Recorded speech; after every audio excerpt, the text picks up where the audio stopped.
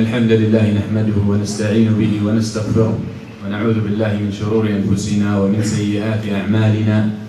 من يهده الله فهو المهتدي ومن يضلل فلا هادي له. أشهد أن لا إله إلا الله وحده لا شريك له وأشهد أن محمدا عبده ورسوله. يا أيها الذين آمنوا اتقوا الله حق تقاته ولا تموتن إلا وأنتم مسلمون. يا أيها الناس اتقوا ربكم الذي خلقكم من نفس واحدة وخلق منها زوجها وبث منهما رجالا كثيرا ونساء. اتقوا الله الذي تساءلون به والأرحام إن الله كان عليكم رقيبا. ما بعد فإن أصدق الحديث كتاب الله وخير الهدي هدي محمد صلى الله عليه وسلم وشر الأمور محدثاتها وكل محدثة بدعة وكل بدعة ضلالة وكل ضلالة في النار. All praise be to Allah, King of the world, the Master of the Day of Judgment. I bear witness no one is worthy of worship but Allah Azza wa Jal. And I bear witness that Muhammad sallallahu alayhi wa sallam is the last and greatest messenger sent to mankind to bring them out of the darkness of this world to the light of this world and the hereafter, and from the injustices of religions to the justice of Islam. Inna ad-deena 'inda Allahi al-Islam. Ibadallah, it's very important for us Muslims to appreciate the blessings that Allah Azza wa Jal had bestowed upon us by making us Muslims. And one of the blessings that come along with being a Muslim is having the knowledge to what you need to do. You be a Muslim, you know what you need to do and how you need to live. You know the solutions for the problems and you know the preventions for the problems. And one of the things that no one can deny is that we really live in a time where this ummah is not in its best shape,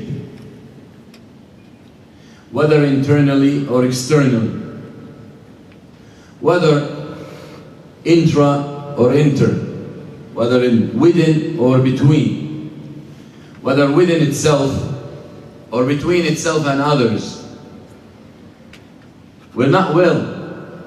The ummah is sick, suffering, very close, and I will not exaggerate if I say on a deathbed, but never dies. This ummah never dies, but needs to be cured. Because with its cure, prosperity for everyone, within and out. We ask, and we're concerned, how we can be better. And this is a very legit question and very reasonable. If people who are doing well should ask this question, then people who are not, better off ask that question. We say why this ummah is suffering and what is the solution? The answer is in this deen and in this religion. I was asked if Allah Azza wa Jal can create the heavens and earth with one word, be, and it will be, as He says, إِنَّمَا أَمْرُهُ إِذَا أَرَادَ شَيْئًا أَنْ يَقُولَ لَهُ كُنْ فَيَكُونُ.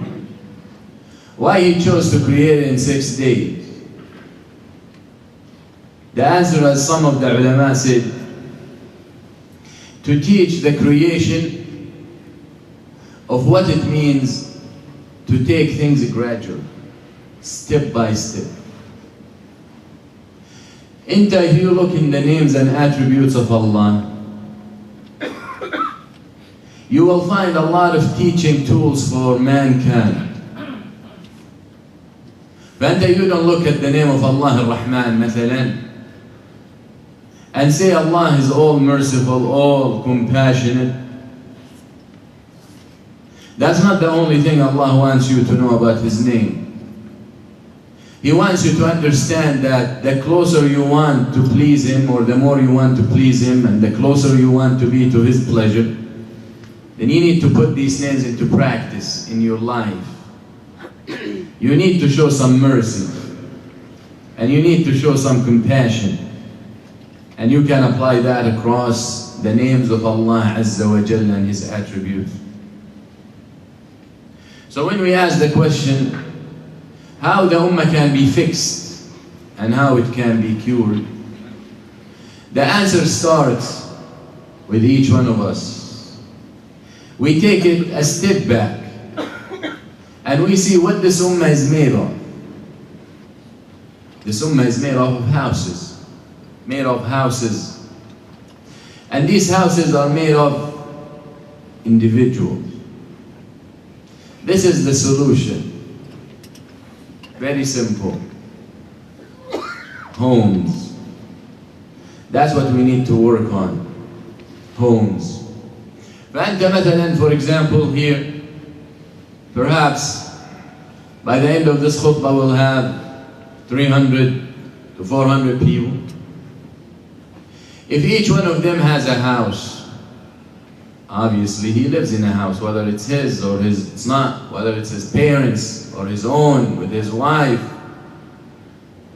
And if on average we say he has 2 people under him, and most probably a lot of us have more than that. So here after a khutbah, and if we decide to take it to the next step, we can manage to fix 800 individuals in this society, at least. Plus the person who's gonna try to fix, that's another 400. So you got 1,200 people, you got 1,000 people that we can fix. But it really takes effort and takes willingness to achieve it. We have to start from the house. We have to start from al-buyut.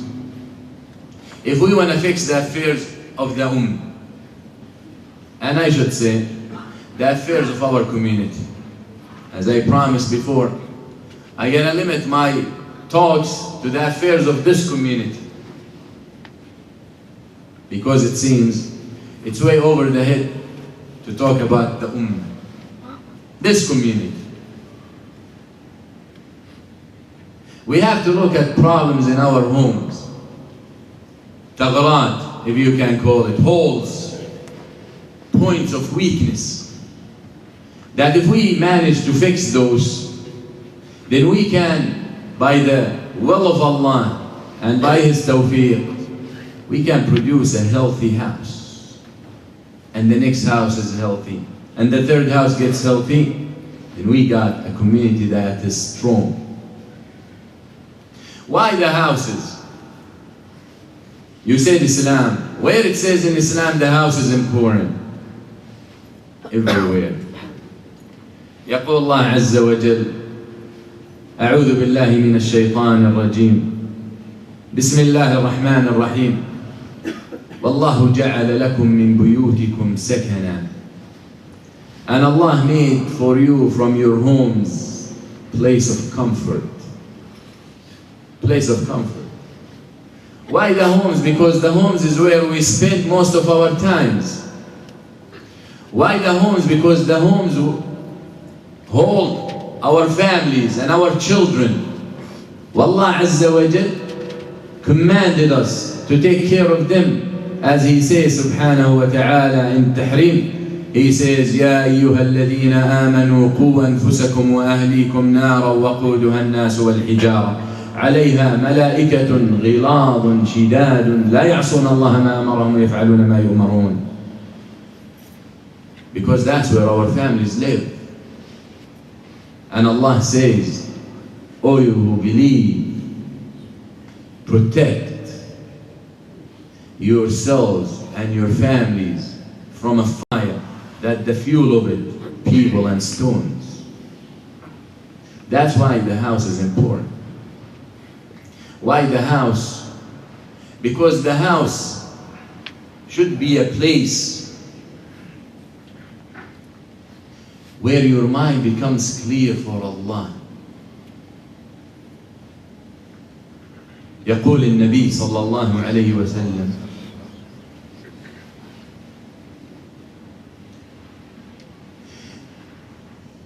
البيت الذي لا يذكر فيه الله والبيت الذي يذكر فيه الله أو البيت الذي يذكر فيه الله والبيت الذي لا يذكر فيه الله كالحي والميت. The house where Allah is mentioned and remembered, and the house where Allah isn't mentioned or remembered is like the living person and the dead person. وهذه ثغرة.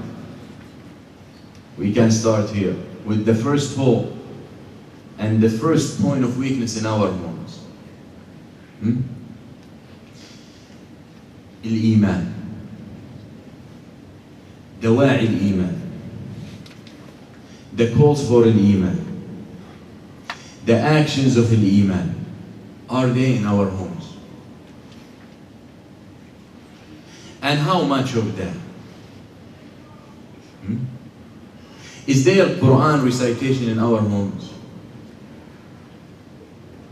Is there reading of the words of the Prophet ﷺ in our homes? Is there dhikr in our homes? Is there studies of the lives of the great heroes of this ummah in our homes? Do our children know about these things? And each one of us is al-hakam. And each of one of us talks about himself. How much is the atmosphere in our homes جو إيماني? Because if you love Allah and the Iman is your driving force, you want to go home. But if the house is not, why would you? And when you go, always clashes, always fights, problems. So what's in our homes of الإيمان? شوف يقول الله عز وجل to موسى عليه السلام: وإذا أوحينا إلى موسى وأخيه أن تبوأ لقومكما بمصر بيوتا واجعلوا بيوتكم قبلة وأقيموا الصلاة وبشر المؤمنين. Allah said, and we revealed to Musa and his brother Harun that take from your homes for your people in Egypt قبلة. Make your homes قبلة. قال ابن عباس يعني مساجد. Ibn Abbas said, make your homes قبلة يعني make them masajid. And establish the prayer and give the good news to the believers. The Prophet ﷺ says, telling us to pray in the houses. He says, لا تجعلوا بيوتكم قبورا. Don't turn your homes into graveyards. So the house there, where there is no mentioning of Allah, is like a dead person. The house where there is no salah, like a graveyard or graves. Who wants to go there? Who wants to be with the dead people? Who wants to be in a grave? Who enjoys that? Nabi sallallahu alayhi wa sallam says, لولا ألا تدافنوا لدعوت الله أن يسمعكم أهلكم. If I wasn't afraid that you will not bury one another, I would ask Allah Azza wa Jal to make you hear the punishment of the people in the grave. Sallallahu alayhi wa sallam. Ibad Allah, you are responsible This is the first step. This is the environment that you should raise your children around, with these imaniyat. So when our homes lack these things, what should we expect? What should we expect our children? Forget about our children, ourselves. What is it that we're going to be inclined toward? What are the things that comfort us? People complain, and this is becoming a trend now. Every time a child complains, they say, oh, maybe hasad, maybe envy or evil eye, maybe magic. Allah. Like, even if you assume that, what did you do about it?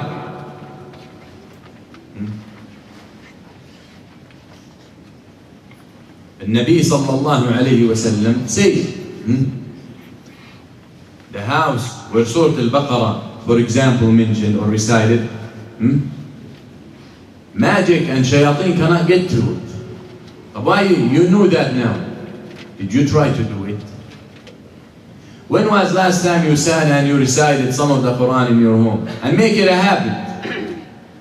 Make it a habit. I don't say monthly, I don't say weekly, I say daily. You must have some Quran recited in your home. When you pray and your little children or your little siblings, your little brother or little sister see you praying, they want to imitate you. Don't they do that? They come close to you, even if they're going to play. Let them play around you, they're little. But at least they're growing, seeing these things. وَيَنْشَأُ نَاشِئُ الْفِتْيَانِ فِينَا عَلَى مَا كَانَ عَوَّدَهُ أَبُوهُ. This is to the father, this is to the mother. You do these things, your kids gonna look up to you. Because to them you are the best role model. Because to them you don't do anything wrong. That's why everything you do they take. And they imitate. And they mimic. Very important. And when the house is not filled up with these things have to do with an iman, it will be indeed and no argument. It will be filled with the shaytaniyat. This is reality, وهذا واقع. No one can deny. One of the two have to fill the house. Have you walked into a house and all they do is just sit around and be silent the whole day? No. Either they go this way or they go this way. There is nothing in the middle. If no iman and no dawa'i iman and no pleasure of Allah being practiced in the house around the clock, then the shaitan will take over. The Nabi sallallahu alayhi wa sallam said it.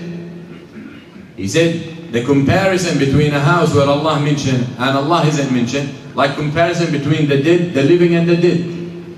He didn't say, and you can be fi naza', you can be sick in the middle. Mafi. Either this or this. So when those things, limaniyat lacking, you're going to be busy with shaytaniyat. What are those shaytaniyat? The very first thing. The very first thing that have destroyed many lives. And you know, the problem with that, even makes it worse, is people do not realize. And people still argue.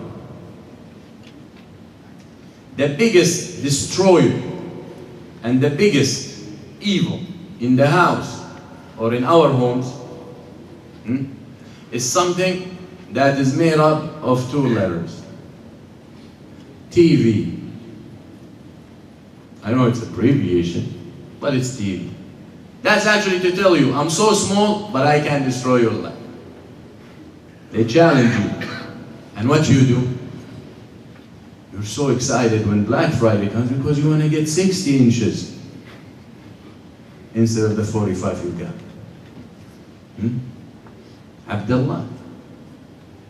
What we get from TV? Well, I get it for cartoons. طب cartoon. Your kids watch cartoon? Abdullah, if you just sit in front of cartoon and you're being objective, and put your emotions aside, and I know you care about your children and you want them to watch, to have fun, and watch some cartoon and see. These cartoons penetrate the aqidah of the Muslim. And have you watched Tom and Jerry? In one episode when Tom dies, and then he goes on an escalator to heaven, and then he has to pass by a gate where there's another cat standing there. Into what this thing doing in the brain and the mind of your child? Have you thought about that? Have you thought about these cartoons when someone is sick and then they come and pass a cross over their body and they stand up like nothing happened? And have you looked into something called subliminal messages in these cartoons, especially Disney? Just go type. Go type subliminal messages. These things you cannot see as you're watching, but your brain is seeing and recording. You sit in front of nothing. But actually your brain is more advanced than your eyes. So it's recording there. And at one point, it will take over the personality. This is science. And that's what they do it for. That's what we are putting our kids in front of. And do you know why the kids cannot focus in school? Because programs on TV, every 15 minutes or 10 minutes, they are commercials. So your kid get programmed every 10-15 minutes. He has to get up, to go to the fridge, to go get water, to run around, to go beat up his brother and come back after commercials. So he comes to school, and the lesson or whatever the class is 40 minutes. He cannot sit still. 10-15 minutes, top.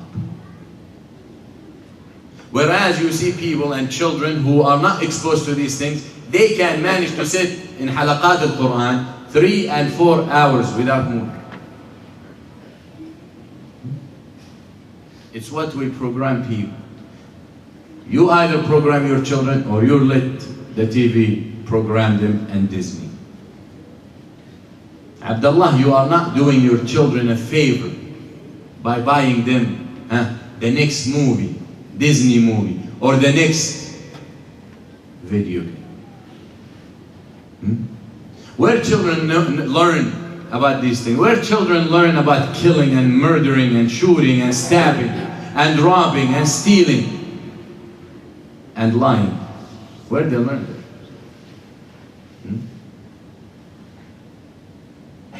They learn it from there. Now, I'm not talking about adults. Forget about what adults watch.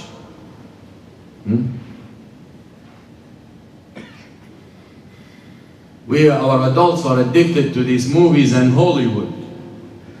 Well, don't blame your wife when you go home and she starts screaming at you and nothing she wants to do for you, because she sees no romance from you the way she saw it on the last movie she watched.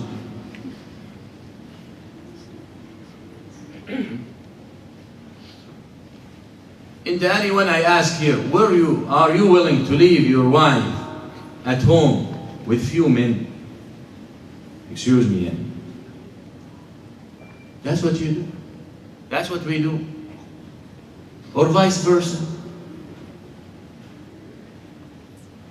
Usually what I hear from many brothers, that it's the wife or the mother against taking the TV off or putting it down.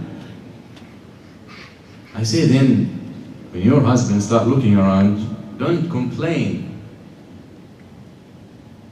You're not going to look as good as the anchor and the actress and this, because there are too many things they do to them to make them look like the way they look. But if you would see them in reality, you say, A'udhu Billah. Abdullah, it's destroying everything. And then we say there, no, it's a good thing. Let them learn. I just have a TV to watch Discovery Channel. Man, Discovery was just bought by the Jews. So have a good day. Now even they're going to use the animals to teach you things. Abdullah, no one with sound mind or with very little IQ denies the danger of these things.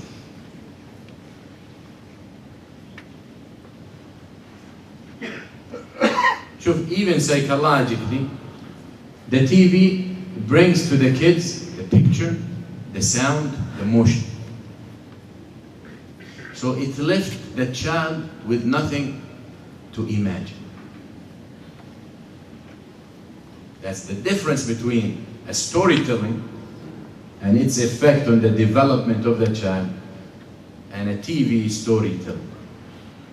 He doesn't need to make any effort, it's all in front of him.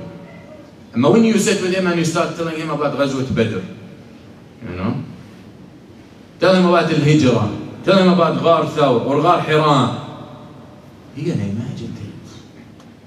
Even religion aside, it's developing his mind to be more intellectual. TV doesn't do that. Forget about its effect on the eyes and on the health and on your pocket, because you want to get the latest satellite and you want to get the latest channels and you want 10,000 channels. 10,000 channels. You need to live 1,000 years to be able to watch 10,000 channels. And if you just flip one to one, the night is over. But they program us. They control us. So we have to fix these problems and these holes in our homes before it sucks us all in. And it has already done big damage.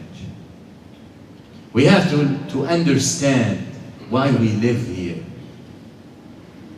Abdullah, I found the best solution every time you have a problem with your spouse. The best solution is always to tell yourself, Mali hada khuliqt. I was not created for this. Keep your eyes on the vision why you're created and why you're here. We have to believe in that. It takes effort to get to that point, to realize that you're not created to be married only. Marriage is not the reason of your creation. Marriage is a tool to help you fulfill and focus more on your purpose. So do not let it consume you. Children are pleasure of the dunya, but you are not created to have children. Children are tools to make you enjoy your life so you can focus more on your purpose.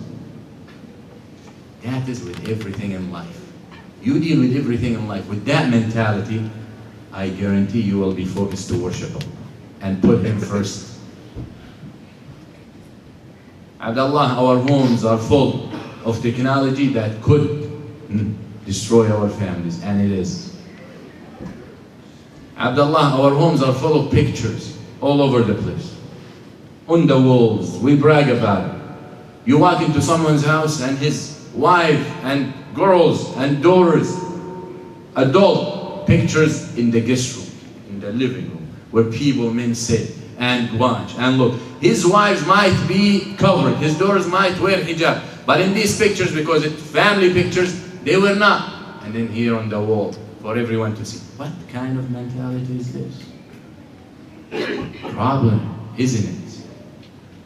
Add to all that, the Prophet ﷺ says, the house that has pictures in it, the angels do not come in. Well, guess what? No angels there. You got a lot of Satans.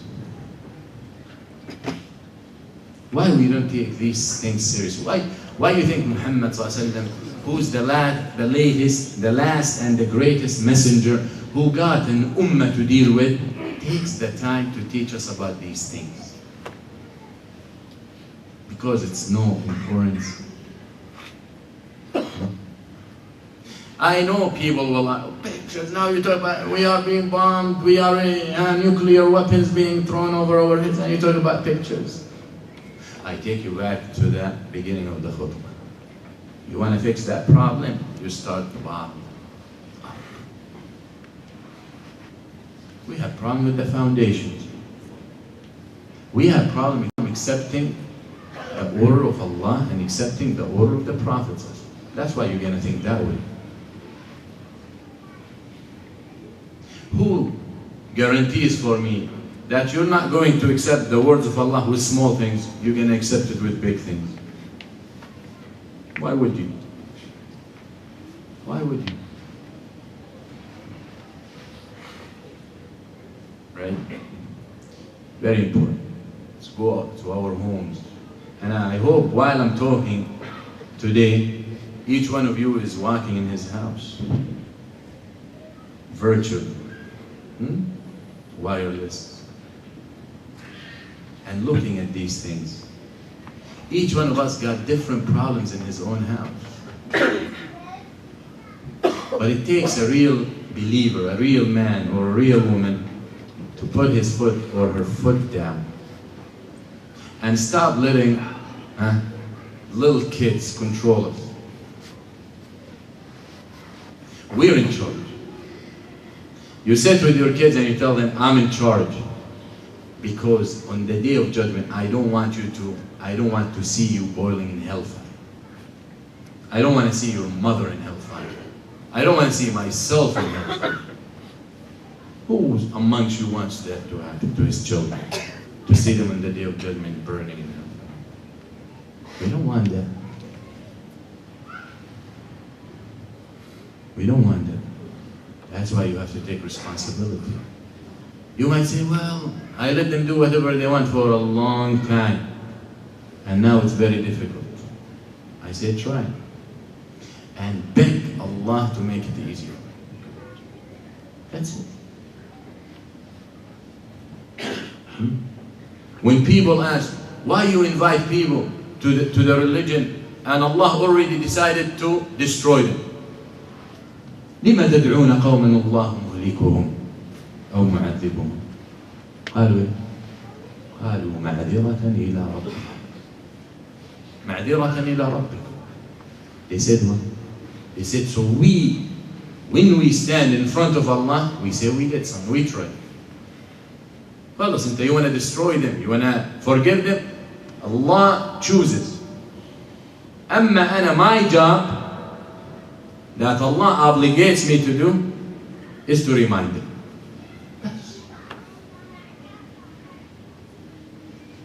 طبعا انت don't say أنا the father and all I can is remind them. لا, انت you got authority. من رأى منكم منكرا فليغيره بيده فإن لم يستطع فبلسانه فإن لم يستطع فبقلبه. So you have power. I don't like to hit my kid. Who said hit? Who talked about hitting? You say how limited your mind is? Well, you're not strong enough to pick. I don't know, I mean all TVs these days are plasma and this, so they're light. So they made the job easy for it to pick it up and throw it. Luckily you don't have to pick that TV like a closet, a dresser. Why, you can't do that? You're going to be upset. Fight your heart sometimes. They like it. Well, if you cannot do that and you don't want to do that, well, control it. Control what they watch, control the time. Now there's no excuse. Now there are Islamic programs for children. You can buy from anywhere. You can hook it up to your computer and it's free. And let them watch it on TV. Stories after stories, Islamic stories. Very good message. Doesn't have all these evil messages and subliminal. You can't do that. You just don't want to do it. You're lazy. We're lazy. We're lazy. And then we cry. When the kid or the girl is 17, 18 years old, we cry because she's bringing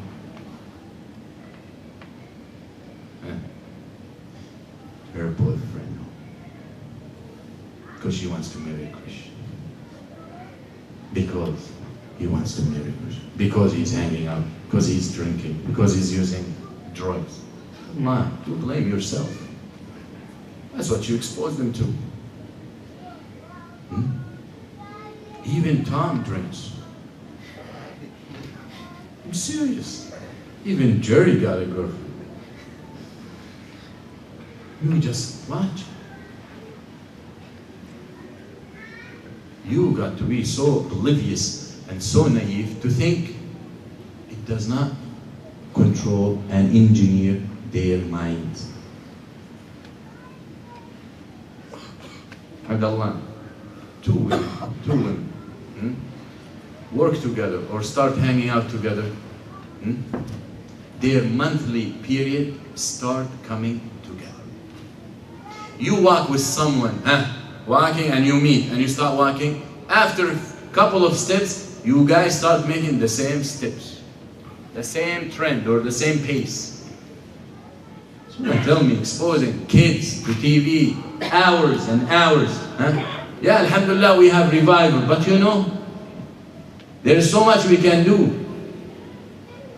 Building is so difficult. Building takes a lot of effort. Destroying is so easy. So easy. Imagine 10 people building, and one behind them with an axe destroying what they built. Can they ever build anything? Yeah, 100 people building, and one behind them destroying. Wallahi, they can't build anything. They won't have. Look how much it's going to take for them to put 2 bricks over each other, and how easy it's going to for him to break. So imagine when the builder is 1 and the destroyer are 100. Imagine when it's 1 person building and there are 100 people behind him with axe destroying. We have to work together. The masjid cannot do it on its own. The academy or the school cannot do it on its own. The house cannot do it on its own. Trust me. We all work together. Then we solve the problem of our community. Then we can move forward. Challenges are many, and they're getting harder and tougher every day. Either we put our feet down, or we put our heads down, just like an ostrich, and say it's not of my problem. Abdullah, if your kids are good, don't you want the same for your brother's kids? لا يؤمن أحدكم حتى يحب لأخيه ما يحب لنفسه. Allah, my kids watch TV all their whole life. MashaAllah, look how good they are. Don't fool yourself. Don't fool yourself. How good are they? Seriously, how good are they? Who testify for them? مين يشهد من العروس أو العروس؟ Who testify? The father? You want to make yourself feel good. Even if your kids are good, let me ask you this question. Did your kids reach their top potential, their highest potential? I have no doubt they could have been way better. But again, it's what your standards are, and what you're looking for, and what you think is good. It's what you think is good, you measure people according to that. Why when it comes to our children and to our community and to our ummah, why we do not say the sky has no limits, as they say the expression? Why? Why? Anything we will be okay with. Why we don't make sure that our kids receiving the best education, and they're receiving the best deen, and they're receiving the best guidance? Why? Why we are okay with anything? Wallah, the kid doesn't like school. Yalla, throw him in a grocery store. Go for it. Why? Our children deserve better. I really don't know if you have an excuse, and I don't think you do. But you might say, well, I came from overseas and I found no job and I had no career, so I had to work in haram. I don't know if this will fly with Allah Azza wa Jal, and it won't, I'm sure. But why your kids? Why we can't make better future, halal future, right future for our children? And it's in our hands. Allah Azza wa Jal gave us the tools. It just needs you to be serious. It's all the ball in your court. So So make that decision today before tomorrow. You don't know. It will be late tomorrow. Go to your house, sit with the mother, have a convention, have a meeting, have whatever you want to call it. Serious matter, closed doors. We are responsible. We're responsible.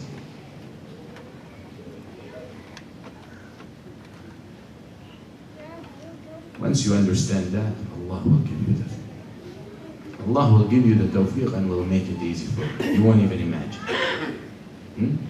قولوا قولي هذا واستغفر الله لي ولكم لا يجمع المستغفرين واستغفر الله.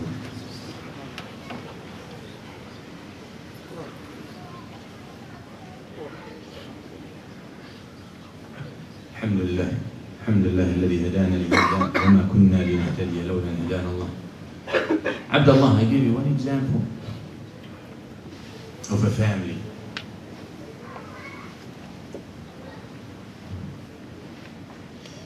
A mother and 2 kids.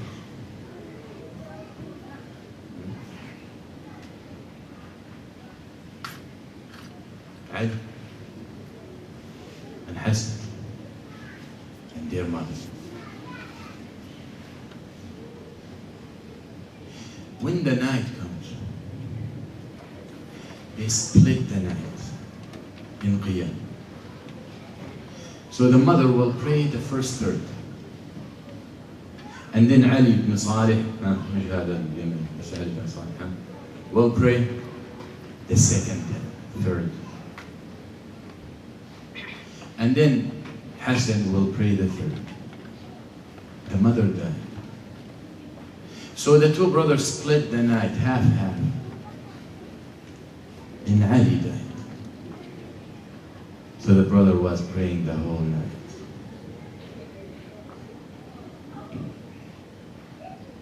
Abdullah. Take this example and apply it in your whole life. You don't have to be sitting 24/7 reading Quran. Take the lesson from this, how responsibilities can be distributed. So the load becomes lighter, so the nafs can do it. When the husband thinks everything is required from him, he has to work, then he has to come home, he has to help the kids do their homework, he has to help the kids understand the deen, he's gonna give up. He's gonna give up. And he's gonna end up doing the thing that he feels the most important, that is to feed them. That's to feed them. Amma when the father and the mother and the grandmother and the grandfather, if they live in the same house, the older brother and sisters, the older siblings, the uncles, the aunts, all work together. Well, what's the problem to have a day a week where the whole family gets together and you see all the children and you tell them the story of Umar bin Khattab or the story of Nuruddin Zinki or the story of Salah ad-Din or the story of Imam Ahmed or the story of Aisha radiyallahu anha or the story of Hafs. Why? What's the harm? It takes little effort. Have a day. I give you this key. Have a day. 1 hour a week. Start with them. That everyone knows in your household that it's a meeting time where we're gonna read something. Daddy, Baba, Mama, whatever, brother, sister, gonna teach us something tonight. Why you can't do it? You can have Riyadh al-Salihin to read from, few hadith and explain it. You can have a storybook about the Sahaba and read for them. Why? Let your children prepare. Let the children, if you got kids, 7, 8, 9, 10, 12, 15, let them be part of it. Don't be always the one who's giving. Let them give and teach them independence. That's all it takes. You start little by little, gradually, remember? How long you been here? 10, 20 years, 30 years. You never thought about this. I tell you why. Because you didn't think it was. Because you didn't think it's a priority.